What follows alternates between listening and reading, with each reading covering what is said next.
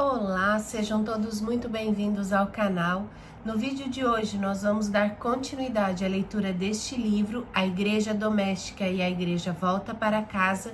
Nós estamos no capítulo Matrimônio como Sacramento na Igreja Doméstica. Se você ainda não é inscrito no canal, te convido a se inscrever, ativar o sininho de notificações e também a curtir esse vídeo, para que o YouTube entenda que ele é relevante e possa distribuí-lo para ainda mais pessoas. Vamos continuar a leitura do nosso livro, então? O matrimônio como sacramento na igreja doméstica. Vigilância. Voltando à questão das decisões tomadas em família, quero lembrar que, de alguma forma, aquelas duas árvores que estavam no jardim do Éden estão ainda entre nós. Entre outras palavras, somos constantemente desafiados a fazer opções entre o bem e o mal, entre o bom e o melhor, entre o excelente e o sobremodo excelente. Em múltiplas áreas da vida familiar sobrevêm dificuldades, dúvidas, tentações, inseguranças e medos. Precisamos, como pais e líderes da nossa igreja doméstica, estar firmes para não falharmos em nosso Imago Dei, nem na Missio Dei, nem na Glória Dei. Tiago, o apóstolo, nos adverte assim: Bem-aventurado o homem que suporta com perseverança a provação, porque depois de ter sido aprovado, receberá a coroa da vida, a qual o Senhor prometeu aos que o amam. Ninguém, ao ser tentado, diga, sou tentado por Deus, porque Deus não pode ser tentado pelo mal, e Ele mesmo a ninguém tenta. Ao contrário, cada um é tentado pela sua própria cobiça, quando essa o atrai e seduz. Então, a cobiça, depois de haver concebido, dá à luz o pecado, e o pecado, uma vez consumado, gera a morte. Não vos enganeis, meus amados irmãos. Toda boa dádiva e todo bom perfeito são lá do alto, descendo do Pai das luzes, em que não pode existir variação ou sombra de mudança. Tiago 1, de 12 a 17. E ainda Paulo assim nos adverte: quisera eu me suportasseis um pouco mais na minha loucura. Suportai-me, pois, porque zelo por vós com zelo de Deus, visto que vos tenho preparado para vos apresentar como virgem pura a um só esposo, que é Cristo. Mas receio que, assim como a serpente enganou a Eva com a sua astúcia, assim também seja corrompida a vossa mente e se aparte da simplicidade e pureza devidas a Cristo. 2 Coríntios 11, 3. Então, estejamos alertas, porque essas duas árvores estão ainda presentes em nossas casas. E nosso desafio é fazer as opções direcionadas por Deus e não as que sejam do nosso querer.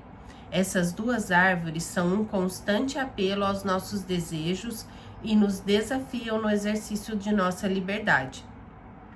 Somos constantemente tentados a escolher o fruto da árvore de nossa egocentralização, seja quando somos tentados a fugir da nossa responsabilidade como líderes da nossa igreja doméstica, seja quando recusamos a nos esvaziar de nós mesmos e a nos render ao bem comum da igreja lar. Restauração do no lar, igreja doméstica. Foi no primeiro lar que se estabeleceram as rupturas relacionais entre os membros da igreja. É nesse mesmo contexto que a restauração tem que ocorrer. O apóstolo Paulo assim se refere ao estado de queda e revela como se dá a restauração. Pois somos feitura dele, criados em Cristo Jesus para boas obras, as quais Deus de antemão preparou para que andássemos nelas. Portanto, lembrai-vos de que, outrora, vós gentios na carne, chamados incircuncisão por aqueles que se intitulam circuncisos na carne, por mãos humanas, naquele tempo, estáveis sem Cristo, separados da comunidade de Israel e estranhos às alianças da promessa, não tendo esperança e sem Deus no mundo. Mas, agora, em Cristo Jesus, vós que antes estáveis longe, fostes aproximados pelo sangue de Cristo, porque Ele é a nossa paz, o qual de ambos fez um, e tendo derribado a parede da separação que estava no meio, a inimizade aboliu na sua carne, a lei dos mandamentos na forma de ordenanças, para que dos dois criasse em si mesmo um novo homem, fazendo a paz e reconciliasse ambos em um só corpo, com Deus, por intermédio da cruz, destruindo por ela a inimizade.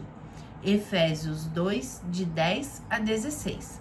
A grande dificuldade que os pais encontram para sua liderança no lar é a vergonha, o receio e a intimidação. Há uma tendência e até mesmo uma prática muito comum entre o povo de Deus, de terceirizar o cuidado dos filhos e da família. Todos precisam se conscientizar que a redenção cristã é uma realidade e que todos os pais precisam assumir seu sacerdócio no lar, tendo em mente as realidades do nosso texto acima e resumindo abaixo. Estávamos longe, fomos aproximados. Ele é a nossa paz. Nos fez um. Derrubou a parede de separação, a inimizade. Agora em Cristo todos podem estar seguros, pois Jesus já destruiu a inimizade que foi criada entre marido e esposa, entre pais e filhos e etc. Todos foram aproximados. Cristo é a paz da igreja doméstica. Agora há unidade. Não há mais a separação. Assim, os pais podem exercer seu sacerdócio na igreja doméstica com liberdade. A igreja em casa. Quando examinamos o Novo Testamento, prestando atenção para o tipo de comunhão evidente na igreja, nos impressionamos com o lugar proeminente que o lar ocupava. Muitas das atividades da igreja eram centralizadas no lar. Quando o Espírito Santo desceu com poder no dia de Pentecostes, ele não veio sobre algum lugar público onde os discípulos se reuniam, mas ele encheu toda a casa onde estavam assentados. Atos 2, de 1 a 2. Após este acontecimento tremendo, os discípulos saíram para as ruas para falar à multidão que se reunia. O lar continuou a desempenhar um papel proeminente na vida da igreja.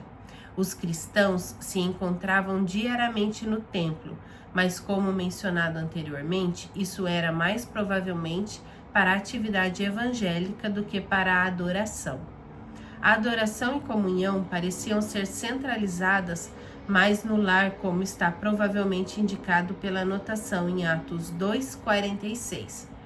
Perseverando unânimes todos os dias no templo, entre parênteses, evangelismo, e partindo o pão em casa, comiam juntos, entre parênteses, adoração. Há outras incidências que atestam o fato de que era prática comum reunir-se em casa. A poderosa reunião de oração mencionada em Atos 4 foi indubitavelmente realizada no lar de alguma pessoa. O lugar foi estremecido durante a oração e eles foram cheios do Espírito Santo. Quando Pedro foi milagrosamente liberto da prisão com a ajuda do anjo, ele imediatamente foi para a casa onde João Marcos morava e encontrou um grupo reunido para oração. Atos 12, 12. Cornélio e sua família foram convertidos em uma reunião realizada em sua casa, assim como também ocorreu com a família do carcereiro em Filipos. Em todos os lugares por onde Paulo passou, ele aproveitou a oportunidade oferecida nas reuniões do sabate, nas sinagogas judaicas. Através desses contatos, muitos foram ganhos para o Senhor. Entretanto, Paulo quase sempre era expulso das sinagogas porque a maioria dos judeus se opunha aos seus ensinamentos. O que fizeram os convertidos ao serem barrados nesses lugares? Eles se encontravam em suas próprias casas. Atos 18, de 4 a 7. nos dá uma pista. Todos os sábados ele discutia na sinagoga e convencia a judeus e a gregos. Quando Silas e Timóteo desceram da Macedônia, Paulo dedicou-se exclusivamente à pregação, testificando aos judeus que Jesus era o Cristo, mas resistindo e blasfemando eles. Sacudiu ele as vestes e disse-lhes: o vosso sangue seja sobre a vossa cabeça. Estou limpo e desde agora vou para os gentios. E saindo dali, entrou na casa de um homem temente a Deus, chamado Tito Justo, cuja casa ficava junto da sinagoga.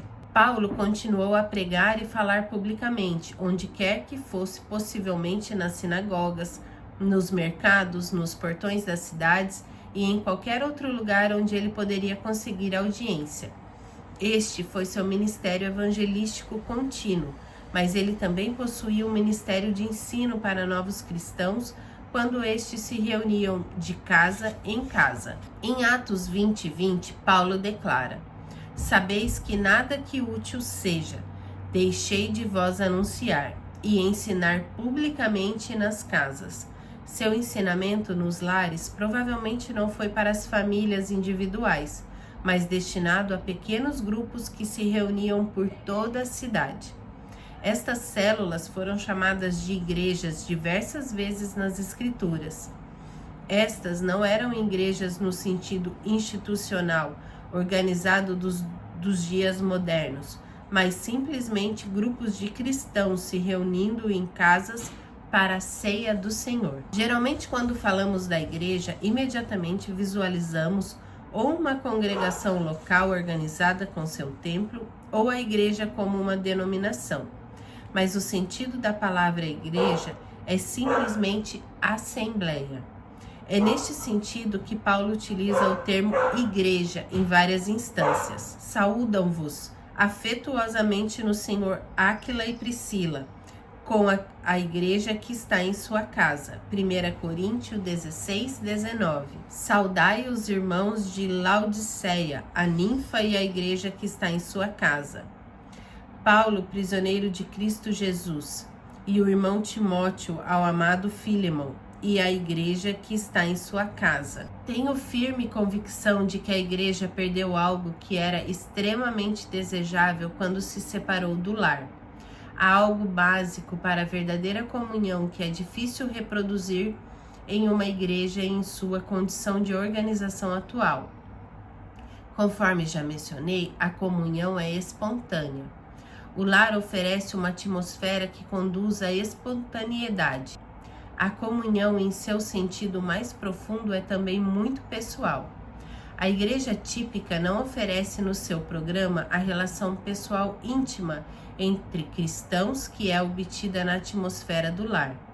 Pode ser que as igrejas tenham que se ajustar seus programas para permitir que os cristãos se conheçam de uma maneira mais pessoal em seus lares. Vamos terminando esse capítulo aqui por hoje. Me deixa aqui nos comentários o que você aprendeu nesse capítulo. Desejo a todos vocês uma abençoada semana e até a próxima.